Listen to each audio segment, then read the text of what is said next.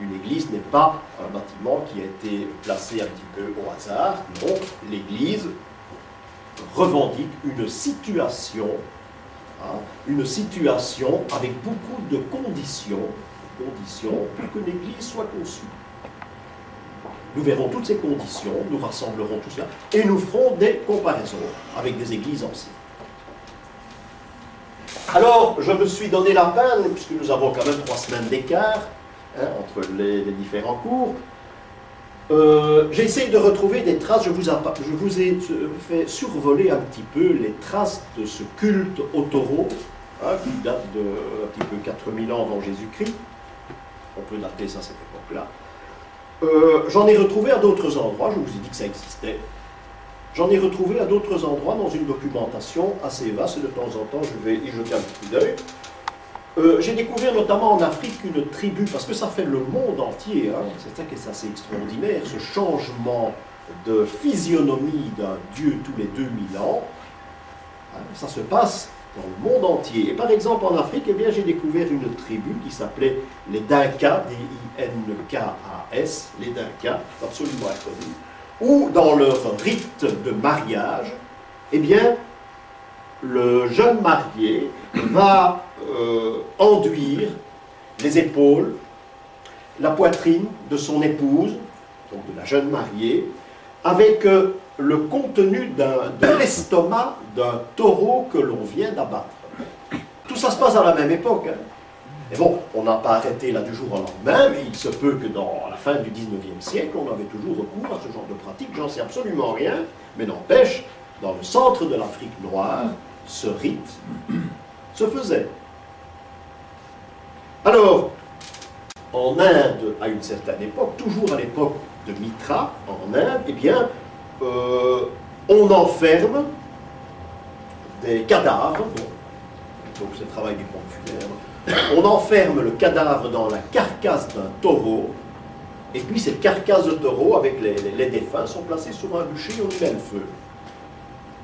Donc encore une allusion à l'ère du taureau. En Espagne, on prétendait que, vous savez qu'on lâche les taureaux, à un moment donné, les corridas, etc., tout ça est très symbolique, c'est pas un jeu pour touristes, non, absolument pas, qu'on soit pour ou contre, moi j'ai tendance à être très contre, mais n'empêche, c'est un souvenir d'une pratique qui est très ancienne, mais comme vous savez que l'Espagne est un pays qui est devenu très chrétien, eh bien automatiquement, il considère qu'un taureau est possédé par Saint Marc. Donc il y a là une possession du taureau, non pas par Saint-Luc, parce que ça pourrait éventuellement se comprendre, mais non, absolument pas. Ici, on a cet esprit de Saint-Marc qui se trouve dans les taureaux, et le jour de la Saint-Marc, il y a des régions encore où on lâche les taureaux dans l'arène. Une dernière trace encore de ce culte de Mitra, puisqu'il faut l'appeler pour nous, c'est le culte de Mitra, c'est que lorsqu'on prend l'alphabet hébreu, la première lettre de l'alphabet, A-L-E-P-H, est considérée comme le signe du taureau.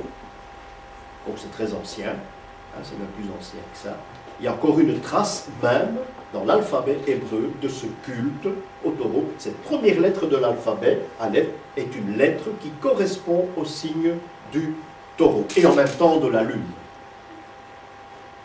Donc voilà quelques traces, pour vous dire aussi que c'est au IIe siècle que l'empereur Pompée va introduire, va officialiser le culte de Mitra.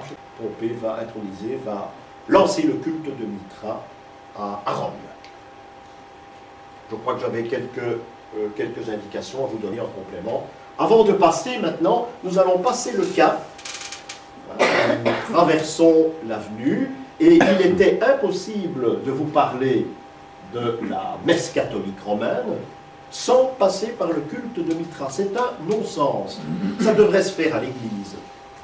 Ça se faisait à l'Église, puisque l'enseignement que j'essaye de vous donner est un enseignement bénédictin. Ça veut dire qu'on l'enseignait à l'époque. On ne peut pas comprendre les situations auxquelles vous êtes confrontés dans l'office de la messe sans passer par l'histoire et la symbolique du culte à Mithra. Et c'est très important parce que vous allez constater qu'on retrouve tous les ingrédients. On n'a rien inventé, on ne fait que reprendre, améliorer et faire peut-être entrevoir certaines choses, certaines autres choses aux nouveaux chrétiens. Revoilà Mithra avec les différents signes du zodiaque. Tout autour, nous n'allons pas analyser la représentation, qui est très belle d'ailleurs. Revoilà ce baptême, ce fameux baptême où le taureau, lui, il était en quelque sorte massacré ici au-dessus, sur une grille. Et le postulant, celui qui allait s'initier au mystère de Mithra, eh bien, le sang le baignait complètement, son corps était rempli du sang du taureau. C'est l'origine du baptême. Notre baptême que nous connaissons à l'Église, c'est l'origine du baptême qui se faisait à l'époque par immersion. On ne peut pas parler d'une symbolique qui annonce déjà l'après l'an 1000, le changement de baptême qu'il y a eu, non, absolument pas. Je voulais comparer aux sagas, à l'histoire de Siegfried, qui connaît exactement le même sort, qui lui est baptisé un peu par le hasard de l'aventure, ce ne sont pas des prêtres qui font cela, mais Siegfried qui trempe dans le sang du dragon qu'il vient d'abattre.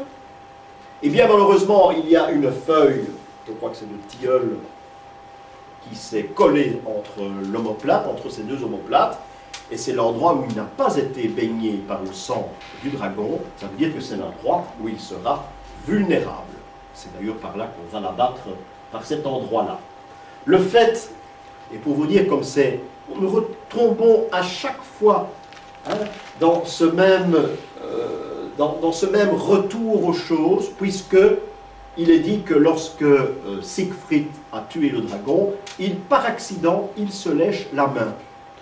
Ce qui veut dire que le contact avec sa langue et la salive du dragon, à ce moment-là, il comprend, il est initié. On en est très près ici. Il s'agit d'un taureau, bien sûr, parce que l'air du dragon existe peut-être d'une certaine façon, mais enfin ça, on ne comprend pas, dans les travaux, on ne doit pas en tenir compte, mais n'empêche, il y a l'illumination qui se fait par contact avec le sang du dragon. Je ne vais pas poursuivre cette histoire parce que nous entrons dans une nouvelle symbolique, la symbolique des dragons, des trésors, etc. C'est tout autre chose, c'est un autre domaine que nous verrons dans quelques années, puisqu'il est prévu au programme de décortiquer toutes les légendes anciennes, comme Tristan, comme Mélusine, mais dans le domaine symbolique, historique et symbolique. C'est un cours, il y en a plusieurs cours là-dessus, puisqu'imaginez-vous que pour l'histoire de Tristan et Iseul, il y a tout un cours, avec toute la symbolique de cette histoire qui paraît banale, mais qui n'est pas banale du tout. Donc, les légendes ont énormément d'importance. Alors, il y a une question qui reste posée, qui bien souvent reste sans réponse, et je serais très curieux de savoir ce qu'un prêtre, éventuellement, pas un bénédictin de Maretz ou est-ce qu'un prêtre pourrait répondre à cette question: pourquoi avons-nous adopté la Bible? Jusqu'à présent, je vous ai expliqué que nous étions, à proprement parler, celtiques à 100%. Nous n'avons aucune racine hébraïque. Au contraire, nous faisons tout le contraire en pratique et en théorie. On fait tout le contraire de ce qui se fait là-bas. Il n'y a aucune trace de ce qui se faisait là-bas dans notre civilisation. Alors, pourquoi avons-nous adopté la Bible? Parce qu'on n'a rien à voir avec la Bible. On ne retrouve pas un texte dans la Bible où on peut, nous, Celtes, où on peut s'y retrouver. Absolument pas. Alors, il y a eu un grand problème en Occident. Je vous ai parlé que les Celtes n'écrivaient pas. Les Celtes n'ont pas laissé de littérature. C'est uniquement une tradition orale. Tradition orale qui se faisait en famille, que les druides réunissaient autour de lui. Les druides parlaient le grec généralement, et la langue usuelle sur place où ils se trouvaient, mais les druides n'écrivaient pas. Personne n'écrivait, ce qui veut dire qu'il y a là un héritage qui s'est perdu. Les derniers initiés qui pouvaient transmettre la parole, eh bien ce sont les bardes sur leur bateau, qui étaient borgnes, parce qu'il paraît qu'ils chantaient mieux en étant borgnes. Il y a là un potentiel culture qui nous manque. Les livres n'existent pas, nous n'avons aucune tradition écrite. Donc, il faut absolument que cet héritage des bardes soit écrit quelque part. Et puis, ça disparaît. Nous n'avons plus cette tradition. Il va falloir nous fixer à un livre. Il va nous fixer un livre et trouver une autre traduction, une autre culture. Et alors, ce qui va se passer, eh bien, on va prendre, on va adapter la Bible. On va adapter la Bible, on va l'étudier, et on va chez nous, lorsque ça sera traduit en latin, on va la codifier. Et c'est par la codification de cette Bible que l'on va retrouver tous les éléments que vous retrouvez en symbolique que nous étudions déjà depuis 4 ans. Donc, la Bible n'est pas un livre de chez nous, mais on l'a adapté parce que, en principe, on n'avait rien d'autre. Et il nous fallait de l'écriture. Ça, c'est le grand malheur, parce que on peut dire que notre monde actuel serait vu d'une toute autre façon. Imaginez-vous que si les Celtes, si les druides, tous ceux qui nous ont transmis ce savoir avaient pu écrire, ces livres existaient toujours. Mais on n'en a rien du tout. Et la tradition ne suffit pas. Il faut des codes, il faut des livres. La semaine prochaine, nous irons voir les Vierges Noires, là, en Flandre, en Brabant et en Flandre. Eh bien, nous reprendrons un petit peu le système, l'histoire des Vierges Noires, depuis les origines, comme nous l'avons fait. Mais nous irons cette fois sur place. Nous irons sur place et nous verrons certaines choses intéressantes concernant le code attribué à ces Vierges Noires, parce qu'il est dit que l'on ne peut rien faire sans un code. S'il y a des Vierges Noires, il faut que l'on puisse expliquer la raison pour laquelle ça se trouve là et les vertus de ce qu'on a placé. Parce que la symbolique est quelque chose de concret. Il n'y a rien d'abstrait en symbolique. Et ça, c'est très heureux. On ne parle pas dans n'importe quel sens. Hein. On parle de ce que l'on voit. On sait qu'il y a tel nombre de planètes dans le ciel, mais on parle que d'un nombre limité parce qu'on ne voit pas les autres. Il est prouvé qu'elles existent. On parle à l'époque de l'an 1000 et bien avant. On sait qu'elles existent, seulement on ne les voit pas. Donc en symbolique, elles ne seront pas constituées, elles ne sont pas retenues. Ça, c'est également très important. Alors voilà celui qui prépare le sacrifice à Mithra, c'est de toute beauté. Donc ce taureau qui va subir le sacrifice. Et le grand prêtre, il a la cruche, il va prendre le sang du taureau et il va verser sur le nouvel adepte pour l'initier. En symbolique, que ce soit un taureau, une vache, un bœuf, ça a la même signification. Ça a la même signification, sauf qu'en symbolique, il y a parfois certaines explications complémentaires. Un bœuf, par exemple, représentera le travail acharné. Hein, bien souvent, les corps des saints, dans certaines légendes, on les transporte sur un char qui est tiré par des bœufs. C'est presque normal dans certaines légendes et certains endroits où ces légendes se déroulent. Donc c'est une force de travail, ce qui n'est pas le cas. Je ne veux pas dire qu'ils ne sont pas travailleurs, les taureaux, c'est pas ça, mais c'est vu d'une toute autre façon. Mais sur la ligne symbolique des choses, tout s'aligne. Ce n'est pas le cas, par exemple, dans les animaux de basse-cour, comme la poule et le coq. Le coq est un animal noble, le coq c'est le soleil, c'est la lumière, c'est la résurrection, c'est l'éveil, tandis que la poule, il n'y a rien de plus belle qu'une poule. Hein. La poule a également une valeur symbolique, mais la poule en valeur symbolique, c'est un animal, c'est celui qui est perdu, celui qui va se faire happer, celle qui va se faire happer par le renard, par exemple. Voilà sa valeur. Par contre, le coq, le monsieur, c'est le patron. C'est tout différent. Mais nous ne connaissons pas cette différence lorsqu'on parle d'un taureau, lorsqu'on parle de mythe. Pour par exemple, eh bien, Jésus, il n'y a pas de système. Ce système-là, c'est le système catholique romain qui va naître. Ce système n'existe pas. Vous voyez, là, on est carrément en dehors de notre civilisation, et c'est tout à fait normal. C'est tout à fait normal. Alors, chez eux, il y a, disons, autre chose. Il y a la circoncision. Jean-Baptiste serait vraisemblablement essénien, et que chez les Esséniens, il y a cette formule de baptême qui existe. Et c'est probablement la raison pour laquelle, eh bien, on pense même que Jésus était également essénien. Mais enfin, ça c'est très difficile, il y en a qui ont essayé de démontrer ça. Ça doit être très intéressant de démontrer ça. Mais enfin, c'est quand même dangereux. Mais rien ne nous empêche de croire que Jean-Baptiste l'était, parce que sinon la formule de baptême, comme nous l'entendons, hein, ben, on ne pourrait pas nous la représenter comme cela. Alors, bon, les Juifs n'ont pas de baptême, mais ils ont la circoncision.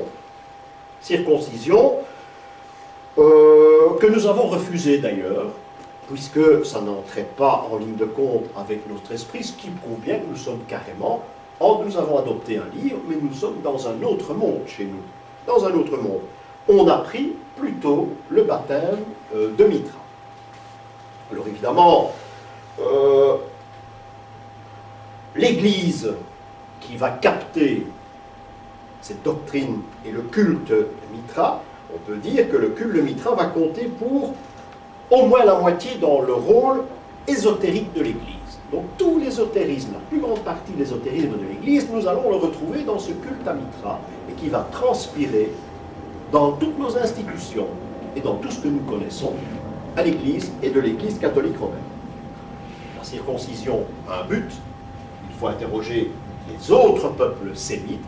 La circoncision a un but qui n'est pas religieux, mais on en a fait un but religieux par la suite, on lui a collé une raison religieuse. Le but de la circoncision, c'est la bonne reproduction de la race. Tous les peuples sémites voulaient, exiger une bonne reproduction de la race. Il n'y a pas de problème. Ils ne veulent pas avoir des problèmes. Tout le monde doit procréer. Il y a des lois pour ça. Et c'est une des raisons pour laquelle la circoncision, mais qui est devenue un acte religieux par la suite, mais qui était un acte très barbare à l'origine. Voilà comment, je pense, il faut entrevoir ça. Bon, mais seulement, il y a une très grande différence entre Mitra et la Bible. Hein. Vous imaginez, ce sont deux pôles tout à fait à l'opposé. Dans la Bible, il est dit que Dieu le Père écrase le mal. Mais chez Mitra, la formule est exactement le même, le mal est écrasé, mais là, il y a le bien et le mal qui forment Dieu. Ça, c'est la grande différence. Ça, c'est la grande différence. Mitra est donc ce qu'on appelle un manichéen. Nous voyons dans les différences. Entre ces différentes positions que je vous ai faites, c'est-à-dire que c'est avec une intention très précise, hein, de le mal et le bien dans la personne, parce que, vous savez, ce sont encore les militaires ont fait, et que cette doctrine de Mitra a eu beaucoup d'importance. Tous les militaires ont été militaires à cette époque. Et il y avait une chose de très importante qu'on nous dit, je pense, en avant, c'était cette existence du paradis céleste. Un militaire qui meurt sous champ de bataille, eh bien, il accède au paradis. Alors ça, pas de problème, il y a l'engouement. C'est comme ça qu'on va trouver des troupes, entre autres. Il y a une sécurité, il y a une sécurité en l'emploi, c'est comme ça. Il y a une sécurité, c'est que mourir au combat donne accès au paradis. Les Germains n'ont rien inventé, puisque chez eux c'était le Walhalla. Hein, quand le Germain mourut au combat, automatiquement il allait vivre là dans un paradis où les vierges venaient vivre le monde. C'est un grand paradis où... Donc là, voilà cette grande différence. Donc là, il y a eu une adaptation de Mitra chez les manichéens, puisque cette religion mitriaque maintenant est manichéenne. Ça veut dire qu'on pèse le bien, on pèse le mal. Lorsqu'on considère le Dieu tout-puissant, l'étude du Dieu tout-puissant, eh bien ce sera la doctrine exotérique. Nous ne l'étudierons pas, nous nous occupons d'ésotérisme uniquement, mais la doctrine exotérique, c'est une autre chose. C'est découvrir Dieu. C'est découvrir Dieu comme étant le grand patron. C'est de prier, prier, prier. La prière, la passion, la prière, l'engouement. C'est une autre doctrine, c'est la doctrine exotérique. Regardez ce magnifique relief ici, je le représente une nouvelle fois, qui nous vient de Nivelles. C'est une représentation qui date pourtant du XVIIe siècle, et quand je l'ai découvert, j'ai été très surpris, parce que il y a quelque chose qui nous frappe dans cette crèche. Il y a quelque chose qui me frappe et qui... Je m'amène vers cet autel. Je sais que c'est la tombe d'un ecclésiastique, d'ailleurs, il l'a vu très grand. Et remarquez que l'artiste a représenté en plein centre du tableau le bœuf de la crèche, qui est le taureau de Mitra. Ça veut dire que même au XVIIe siècle, on pouvait toujours penser, on ne pouvait pas renier l'existence de Mithra et son influence dans l'Église, et ça le montre bien. Je suis passé avec un demi-athée à Nivelles il n'y a pas longtemps. Quelqu'un qui est blindé par le celtisme et tout ce qui se raccroche au celtisme. Eh bien, je l'ai mis devant les escaliers, je dis approche-toi de cet hôtel. Je dis approche-toi, lentement. Qu'est-ce qui va t'apparaître en premier lieu? Qu'est-ce qui va t'interpeller en premier lieu? Eh bien, il s'est approché des matchs de l'hôtel, il m'a dit c'est au milieu, c'est le taureau. Pourtant, il sait à peine que c'est la crèche, hein, par tradition. Et c'est un test. Il a subi exactement le même effet. Ce que j'ai rencontré, c'est que il y a toujours ici un message. Regardez, l'âne où il se trouve, hein, il est là. On en parle à peine, c'est presque une ombre pour l'artiste. Et pourtant, là, je ne suis pas d'accord, parce que le principal animal dans tout ceci, c'est la représentation de l'âne. Bon, maintenant, je résume tout cela. On a déjà parlé de cette crèche, on a parlé du taureau qui représente Mithra. On a donc une représentation dans la crèche de l'histoire du monde, en quelque sorte, l'histoire de l'humanité. Donc on a ici toute une histoire du monde, depuis la création du monde jusqu'à nos jours. Elle n'est pas complète. Mais généralement, c'est complet. Donc on a une création du monde. Les gnostiques prétendent que le monde est né à l'ère du cancer, et le signe astrologique du cancer chez les Hébreux, c'était la représentation de l'âne à la mangeoire. Ceci signifie le cancer. Pas chez nous.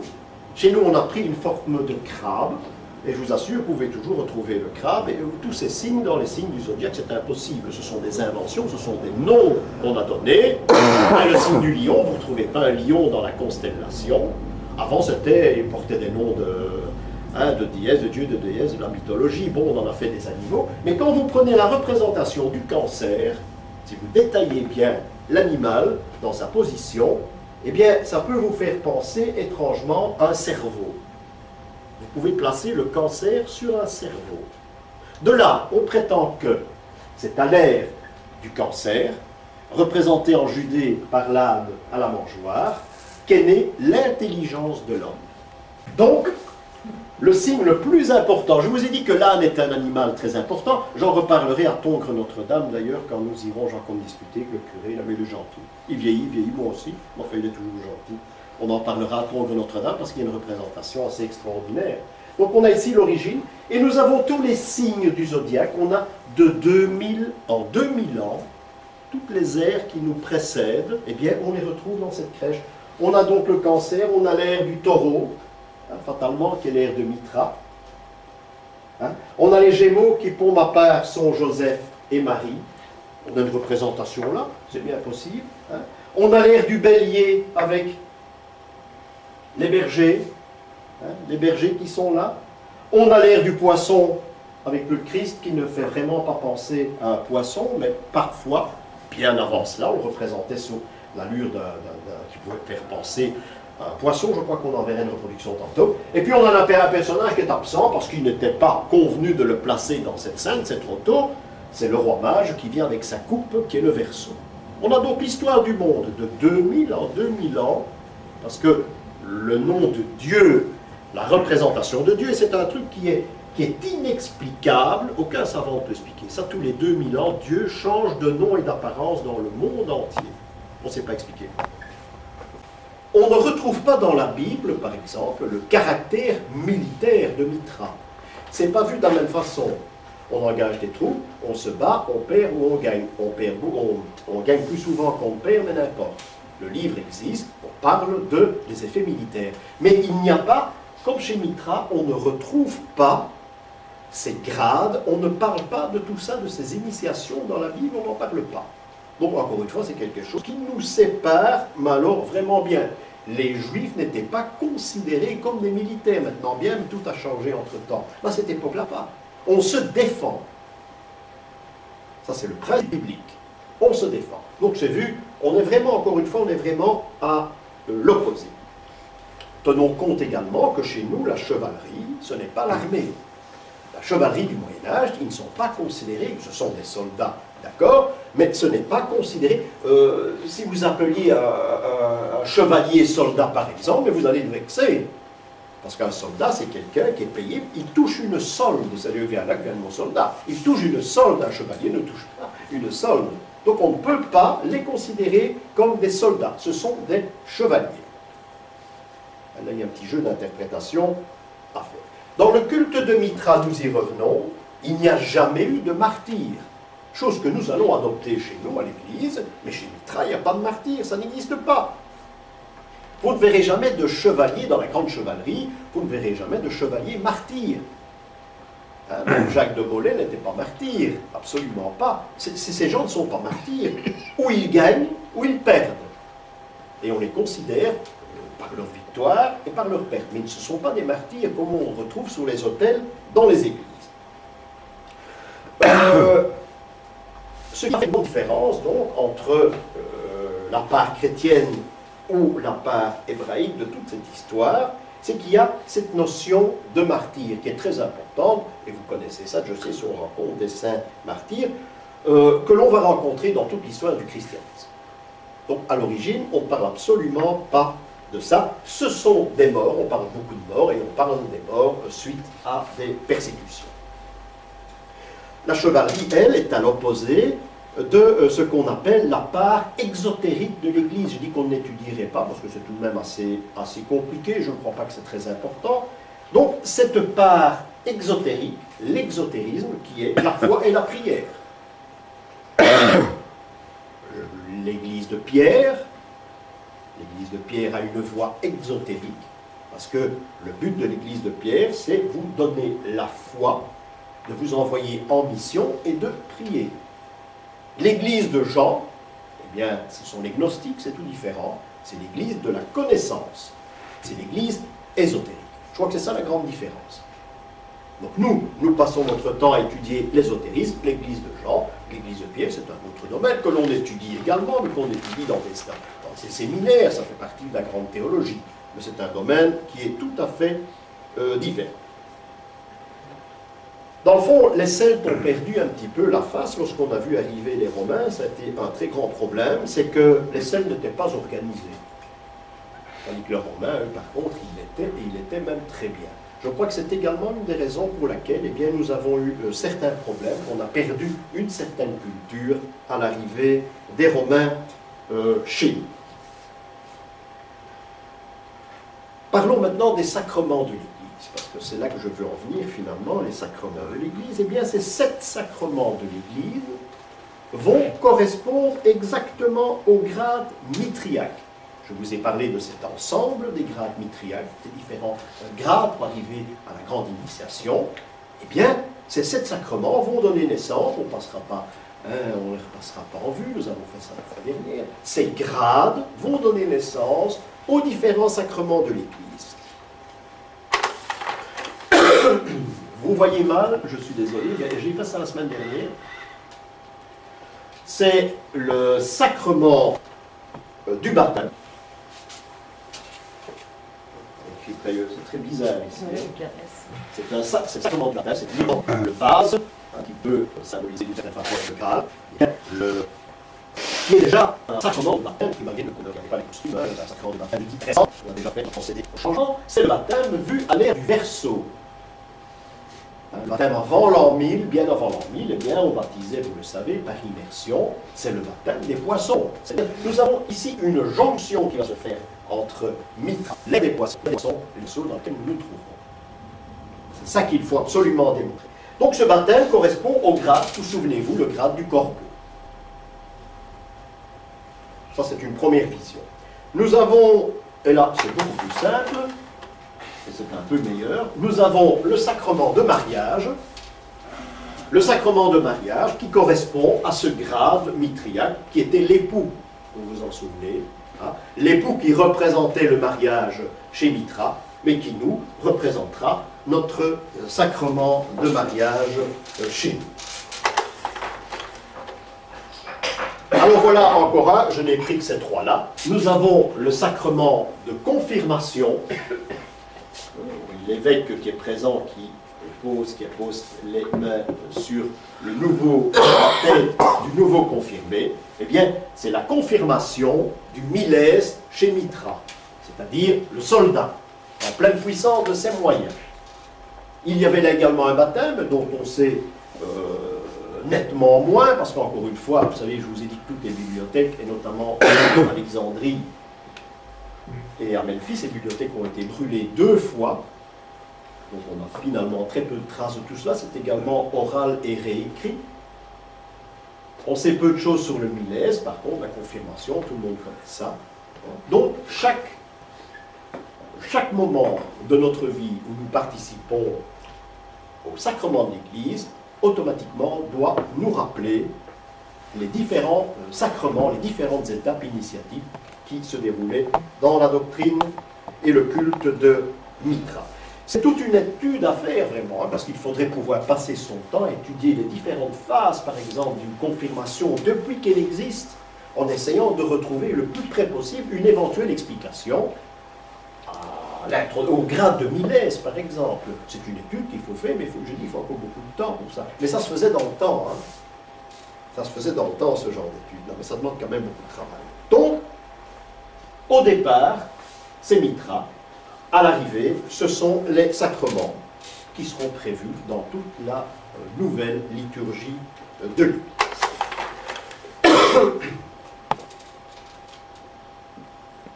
Alors, je crois que nous allons introduire ici l'étude, les rites de la Sainte Messe, en remontant bien loin, parce qu'il faut dire qu'ils étaient tout de même à l'époque assez curieux. Il n'y a aucune différence. Pardon. Il y a, disons, dans l'étude de la messe, je m'explique, l'étude de la messe à l'origine, l'étude de la messe qui passera par le Haut Moyen-Âge, et la messe actuelle, c'est le jour et la nuit. On ne retrouve plus rien. Sinon qu'il y a des gestes symboliques qui sont restés. Il y a une représentation symbolique de ce qui va se dérouler sur l'autel qui va rester. Mais il y aura énormément de changements, notamment dans la liturgie, dans les chants, tout ce qui accompagne les différents rites qui sont les mêmes. Il n'y a pas longtemps, je regardais dans un petit carnet, dans une église, on chante l'Agnus Dei, ça c'est toujours fait. Pour dire comme les chants, je dirais même que ça devient ridicule, qu'on a changé les chants, on a déjà l'abandon du latin, on a adopté le français, eh bien, ce qui correspondait, je l'ai noté, ce qui correspondait à l'Agnus Dei, c'était le petit mouton enrubanné, vous voyez ça d'ici, hein. C'est vraiment une décadence. Et je l'ai lu par curiosité, c'est un livre qui traînait sur... Parce que parfois il m'arrive, je ne vous ai jamais dit ça peut-être, de vouloir visiter une église, hein, d'avoir un contact avec le prêtre, mais parfois j'arrive au début de la messe. Hein, alors bon, c'est jamais mauvais, je prends tout le déroulement de la messe, mais je dois attendre qu'elle soit terminée pour que je puisse parler au prêtre et prendre rendez-vous avec lui, etc. Et il y avait un livre de messe, je ne sais plus où, qui traînait, et j'ai regardé la traduction française actuelle de la messe en latin. C'est parfois surprenant. C'est parfois surprenant, c'est un détail. C'est vous dire que tout a changé. Si le rite est resté le même, pourquoi? Et vous allez le voir, parce qu'il y a des choses qu'il faut respecter, sinon la messe n'a plus aucun sens.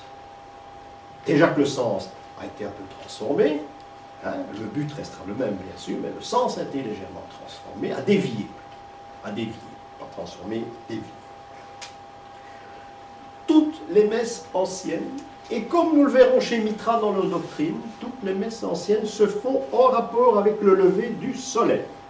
Ce qui veut dire que le jour de la messe, eh bien, automatiquement, vous devez être en communion avec l'univers. Vous assistez à un culte, vous deviez être en communication avec l'univers, puisque la messe, la vraie, la seule, l'unique, devait se dire au lever du soleil. Lorsque nous étudierons la consécration d'un édifice religieux, vous aurez tous les détails. Enfin, ce n'est pas toujours très simple, mais enfin, vous aurez tous les détails. Pourquoi il y a et comment réalise-t-on cette communion avec l'univers.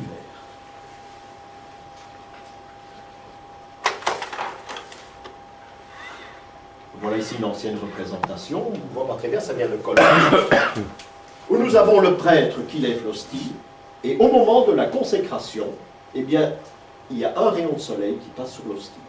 C'est un symbole. Mais c'est intéressant de le constater. Donc,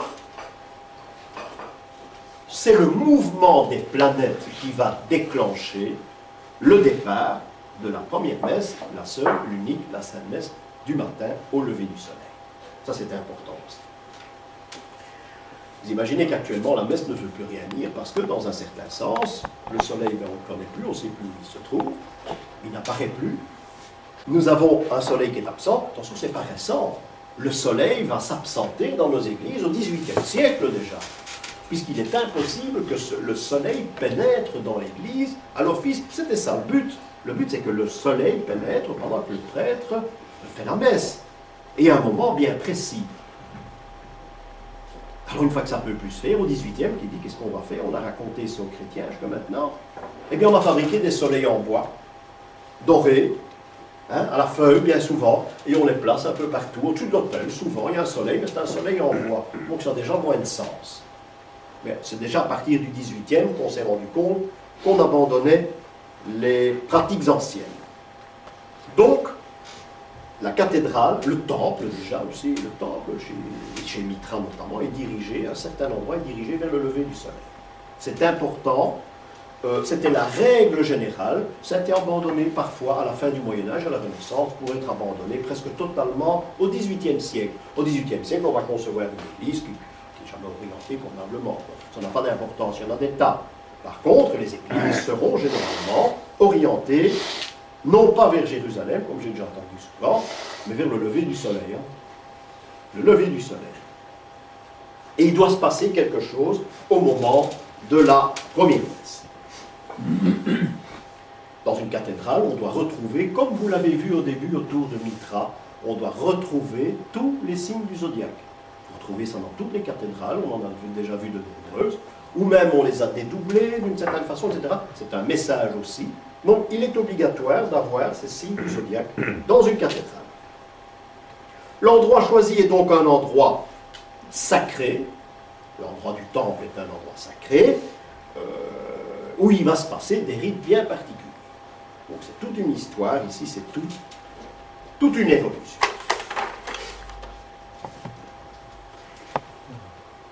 Il y a un rite de dédicace dans une église qui est obligatoire. Seulement, la dédicace, la liturgie, est obligatoire et n'a pas de sens, est obligatoire et valable plutôt uniquement si vous avez un autel en pierre. On ne peut pas, c'est interdit, on ne peut pas dire un office sur un autre. Maintenant, il y a les autels en bois. Maintenant, sur un autel en pierre, qu'est-ce qu'on a fait? Bon, on a contourné ça un petit peu, hein, on a placé une pierre au-dessus de certaines reliques. Bon, on va me dire, c'est valable, oui, mais c'est valable, parce qu'on a décidé un jour, l'Église a décidé que c'était valable, c'est leur cuisine interne, ça. Mais en principe, ça a toujours été une pierre d'autel que l'on rencontre parfois, maintenant ça sert de marche pour entrer dans une église. Et ça se rencontre de plus en plus, hein. Et on voit encore les 4 petites croix de confirmation, une pierre du XIVe siècle, qui se trouve à l'entrée de l'église, on marche dessus, 2-3 marches, on y rentre. J'en ai encore vu une en Bretagne il n'y a pas tellement longtemps. Et ce sont des problèmes qui existent. Donc, une pierre, comme les anciens, voilà un hôtel gallo-romain, hein, que vous avez vu, je pense, un hôtel gallo-romain qui se trouve à Villers, près d'Assenois, hein, à Villers. On a l'hôtel avec une divinité, la pierre au-dessus. Le prêtre chrétien, au début des chrétiens, il disait sa messe au même endroit, il disait sa messe sur la même pierre, puisqu'il avait affaire à une pierre. Il n'y a pas de problème, maintenant on en a rajouté une autre au-dessus. Mais le prêtre, à l'heure actuelle, 2000 ans après, il dit toujours la messe au même endroit. Sauf qu'on a mis un rideau ici devant pour qu'on ne voit pas que c'est gallo-romain. Mais ce qu'il y a d'important, c'est la petite case ici. Parce que l'Église a voulu consacrer cet autel, on lui a placé un petit tiroir avec des reliques d'un saint. Donc automatiquement, la pierre païenne est consacrée. C'est un exemple assez exceptionnel et unique. Donc, une obligation liturgique de dire la messe sur une pierre. C'est obligatoire.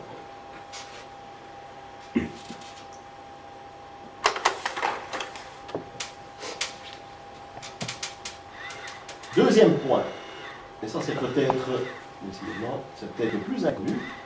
Ceci est récent, hein, c'est pas pour des raisons historiques que je le montre. On est obligé, l'Église est obligée de dire la messe sur la présence d'un corps humain. Que ce soit n'importe qui. L'autel doit se trouver, la pierre d'autel doit se trouver sur un corps humain qui a été inhumé en dessous de l'autel. Que ce soit un saint, que ce soit un champion ou le sacristain, ça n'a d'importance. On a donc ici une liaison à l'origine de la messe, une liaison directe entre l'autel et l'homme. À cette époque-là, il y a un seul endroit où on se fait enterrer, c'est dans l'église. Le cimetière n'existe pas pour les chrétiens, c'est dans l'église, dans les catacombes d'abord, mais dans l'église ensuite.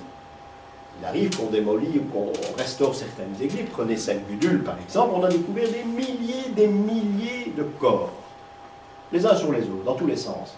C'est ce qui fait la force de l'église. Donc il y a une obligation de placer l'autel sur un corps humain. Ici, pour ma part, c'est un rappel. On a l'autel avec une représentation du Christ hein, dans son tombeau qui est placé immédiatement en dessous. Ça peut être un rappel. C'est une tradition mais qu'on rencontre au 15e, au 16e siècle, vous avez déjà vu ça. Mais ici, on le place en dessous de l'autel. Ça doit vouloir dire quelque chose. Oui, comme le taureau de Mitra tout à l'heure. Je parle ici que rien ne se perd complètement. Donc, c'est une condition au départ. Le corps humain, on l'a laissé tomber entre-temps, et qu'a-t-on fait? Eh bien, on a placé les reliques d'un saint dans un coffre, et on a placé ces reliques du saint sur la pierre d'autel. On l'a creusé, et on a mis une nouvelle pierre pour protéger les reliques. Donc, on a toujours cette idée obligatoire de dire l'office sur des restes humains. C'est l'Église qui l'a interprété comme cela, parce que l'Église a été faite c'est peut-être la seule religion qui a été faite dans ce sens-là, au début, c'est que la religion se base sur l'avenir. L'Église vit à l'ère des poissons, l'avenir c'est l'ère du verseau. Il y a deux choses à faire, c'est transformer le baptême, et comme le verseau est représenté par un homme qui verse, chez saint Matthieu c'est un ange, hein, en l'occurrence c'est un homme qui verse de l'eau qui provient d'une urne, il sera représenté par un corps qui sera enfoui en dessous de l'autel. C'est donc cette idée d'avenir. Je crois que l'Église catholique romaine est la seule qui parle tout le temps d'avenir, d'une menace et de l'Apocalypse, et de l'ère du Verseau. Donc tout tourne autour de l'ère du Verseau, tout en étant à l'ère des poissons. Tout ça, dès les conciles à l'époque, et encore maintenant, j'imagine, vous avez accès à ça, on peut les voir, tout est décrit dans des conciles. Hein. Les obligations, pourquoi, etc. Les conciles anciens, on n'a pas accès, sauf quelqu'un, un jour, s'il les a réédités, je pense qu'on va quand même exister. Mais tout était codifié dans les conciles, on se réunissait pour ça. Tout est codifié. Hein. Donc il faut retenir, ça c'est important, il faut la présence d'un corps humain. J'en ai déjà parlé, et je crois, il y a longtemps, je me trouve sur le chemin de Compostelle, je vois une église qu'on est en train de restaurer pour une vieille église romane en plein bois. Je pense qu'elle faisait là d'ailleurs. Et on était en train de creuser une tranchée tout autour de cette église, pour l'étançonner probablement, je ne sais pas, mais les ouvriers n'étaient pas là, c'était probablement le week-end. Et vous voyez, les fondations de l'église, on était vraiment aux fondations de l'église, il y avait tous des os qui sortaient, des tibias, n'importe quoi, l'un à côté de l'autre, c'était très cru à voir. Tout autour de l'église, ce qui veut dire qu'elle a été conçue sur un ensemble d'ossements humains. Parce que c'est le but de l'église, c'est le but premier, c'est de prier pour ses ancêtres. C'est l'origine des prières. Les catacombes, pensez aux catacombes, on prie pour les défunts. Vous n'allez pas dans le cimetière prier, non, puisque tout le monde se trouve sous vos pieds. Donc l'office est fait d'abord pour les défunts, pas pour les vivants. Ça, c'est une condition au départ. Et puis quand les églises vont déborder, et on fera le petit cimetière autour des églises. Combien de fois j'ai déjà vu dans des petits villages, au moment de la messe est terminée, et c'est en Flandre surtout, la messe est terminée, eh bien tout le monde va se recueillir devant la tombe d'un parent disparu. Je ne sais pas si vous avez déjà vu ça, c'est très curieux. Après la messe, le curé vient saluer tout le monde, et tout le monde va se recueillir quelques moments devant la tombe d'un parent disparu dans ce petit cimetière qui entoure l'église, une église là. C'était curieux. Et j'ai vu ça, c'est curieux, c'est que ça, c'est toujours en Flandre. Donc il y a là un respect, il y a une tradition. il y a ce respect des morts, et cette idée qui reste que l'Église a été tue pour ne pas trahir la mémoire des anciens, et pour la conserver, et par respect également.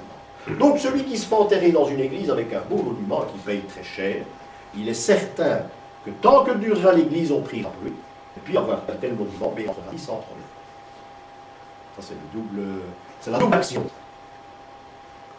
Donc ce corps a énormément d'importance. Pensez, chez Isis aussi, les rites se faisaient dans des cimetières sacrés. On a vu ça la dernière fois.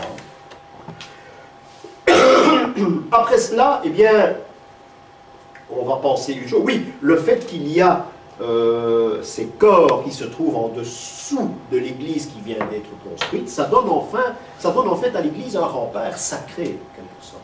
Ça sacralise l'idée de l'église.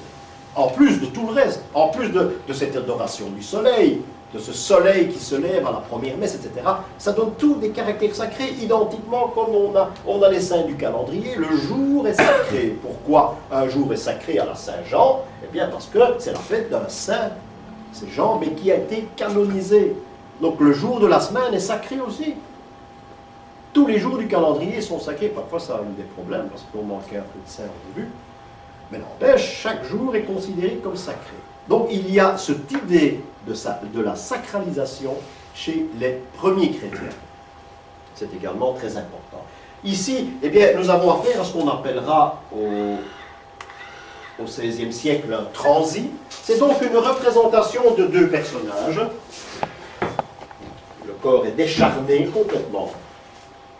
Ils sont représentés avec le crâne, ils sont présentés en quelque sorte en squelette. Eh bien, c'est monsieur et madame, je crois que c'était un chambellan de Charles Quint, si j'ai bonne mémoire. Oui, c'est un nommé Bouton, c'était chambellan de Charles Quint. Et il est représenté, non pas pour se lever du tombeau à l'appel des trompettes de l'Apocalypse, c'est pas du tout ça, il est représenté vraiment comme on devait représenter l'homme dans l'idée de l'époque.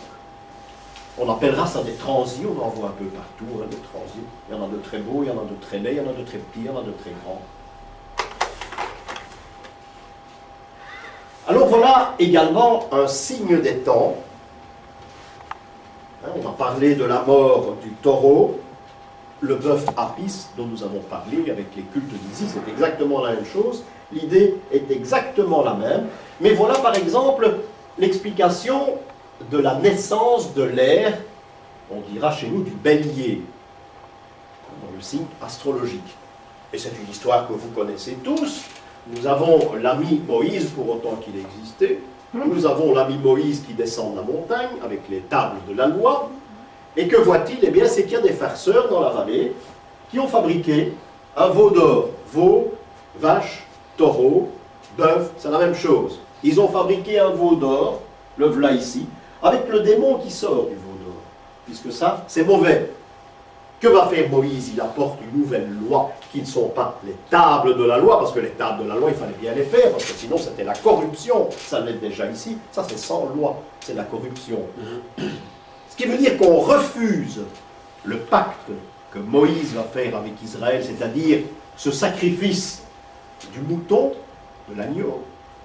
Hein? On le refuse, on conserve, on revient à l'ère du taureau. Ce qui explique la révolte des Juifs dans la vallée, c'est que eux, on abandonne ce que Moïse veut apporter, on retourne à l'ancien, et c'est pas bon de revenir à l'ancien. Vous voyez que le démon sort. Hein? Voilà l'histoire vraie, c'est un changement. Nous passons de l'ère du taureau à l'ère du bélier. Dans la crèche, le taureau, les moutons, avec les bergers avec leurs moutons. C'est exactement la même signification. Voilà comment il faut comprendre ce passage qui prend un peu de place dans la Bible. Voilà comment il faut le comprendre. Imaginez-vous comme c'est riche la Bible, s'il faut tout décortiquer de cette façon-là. Hein. On a passé d'une vie pour faire ça. Voilà donc cette représentation des bergers. Oui, ils sont mignons. Ces bergers donc qui arrivent près de la crèche, hein, qui présentent le mouton, ben, ce sera la représentation de l'ère du berger qui a commencé, l'ère du mouton, pardon, qui a commencé, et du bélier qui a commencé avec la mission de Moïse, du moins à cette époque-là.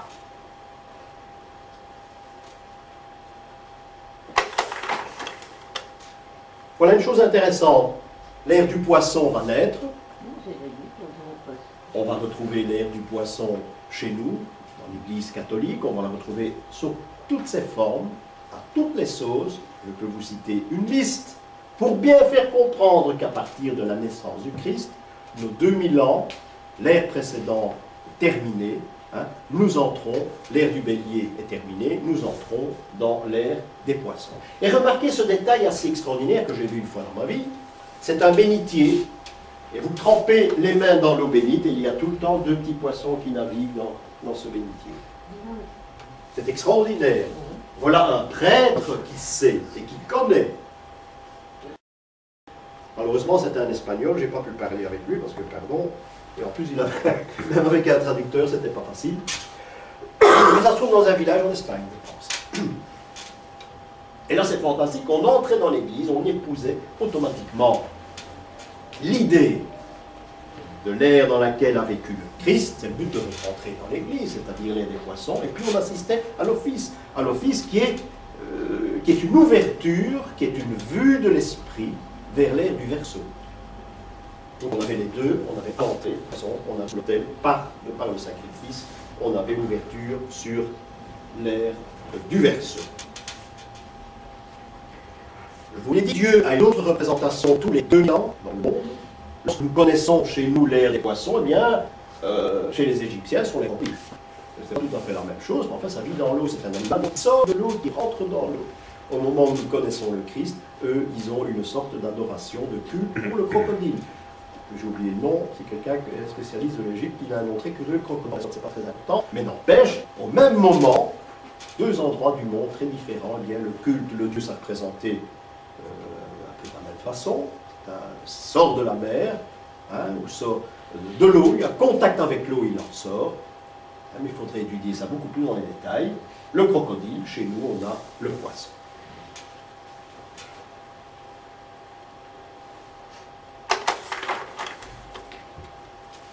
Il y a encore des tas de détails, hein. Vous verrez qu'en Égypte, il y a d'autres dieux, peut-être que de poissons aussi, à la même époque, et on en a retrouvé à Alexandrie notamment, hein, pratiquement de la même époque. Ce sont des dieux qui sont pratiquement insignifiants, mais n'empêche, ils ont des queues de poissons. Et là, c'est curieux. Et puis nous avons l'homme, de la même matière que le Christ va entrer en scène. Nous avons l'homme qui est là, il est magnifique ici, hein. Cette religion du Verseau, on peut l'appeler la religion du Verseau, où tous les rites, et c'est là que je réponds à ta question, tous les rites de l'ère du Verseau doivent passer par l'homme, à commencer par sa présence à l'endroit où on va dire la Sainte Messe. On a donc l'homme ici, qui est représenté, c'est à Reims, qui symbolise, et on ne peut pas mieux le faire, qui symbolise l'ère du Verseau, et vous voyez l'urne, le vase, et il laisse tomber de l'eau. Voilà, la messe sera étudiée en profondeur, il faut passer par l'ésotérisme pour étudier tous les moments explicatifs de la Sainte Messe. Donc, entièrement, elle s'accorde au domaine ésotérique, elle se décline par l'ésotérisme.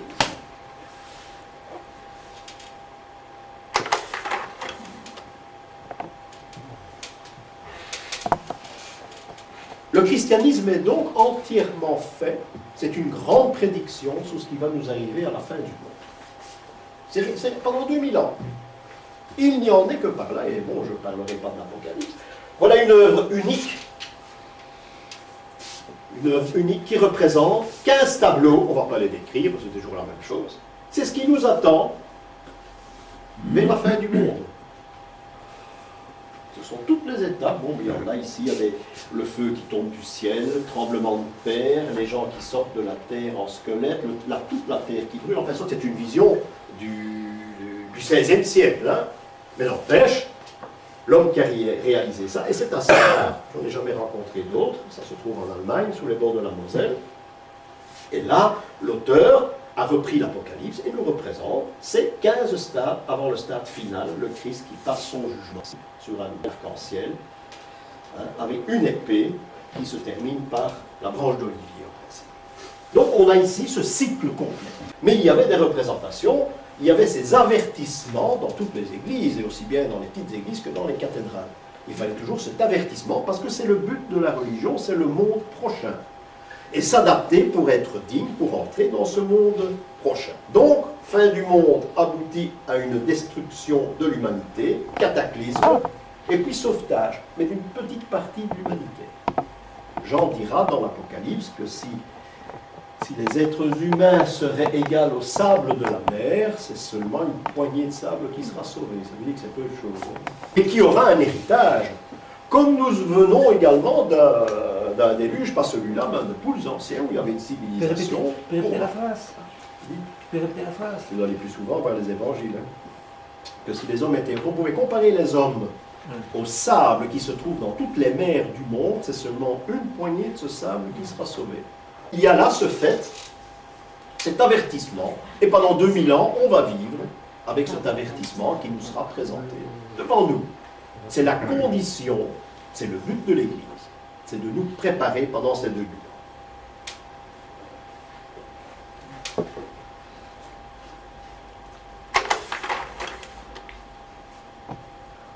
Il faut donc sauver l'homme, du moins ceux qui le méritent, il faut sauver l'homme,